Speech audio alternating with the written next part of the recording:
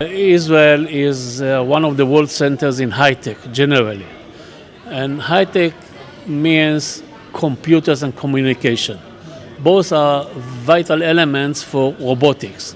Therefore, it's very natural for Israel to develop robotic technology. From the point of view of defense, it's even we have even greater motivation because we are few and we have to confront hostile neighbors which outnumber us, and therefore we have to use the only resource that we have here. This is science and technology and quality of our people, etc., in order to close the gap, the numerical gap between us and our neighbors, which lead us directly to developing robots that work in the battlefield. So really, where's this field taking us? Robotics and security and defense. I mean, we've seen the Hollywood movies, robots versus robots, things like that. How far do you feel that this is going in the near future and in a long time? Personally, I believe that what we see today in the movies is something we are going to face in the future. Question is, how far away is this future? My personal view is that it's a matter of perhaps 20 years or so. It's not decades or thousands of years from our time.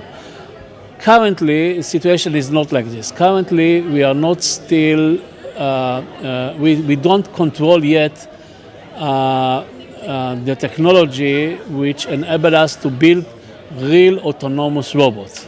Therefore, currently what we do, we build what we call hybrid robots, and that is robots with man in the loop. There is man somewhere in the loop which takes the difficult decisions upon himself and then send the orders to the machine, to the robot, to act according to these decisions. So technologically speaking, where's the gap these days? Like, what is the main field in robotics where most efforts are? We have two gaps. One which is going to be solved in the next very few years, and this is the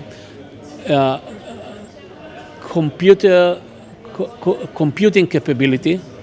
I mean, the computers today are still inferior to this computers that we have in our head. And the second gap is understanding the algorithms that on which we behave. I mean, when you sense something and at the end of it you act, in between there is an algorithm which helps you translating the data coming from your sensors into action.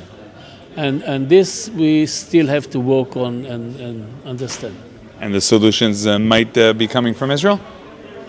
I hope so. I mean, we are a world center in high tech, as I said.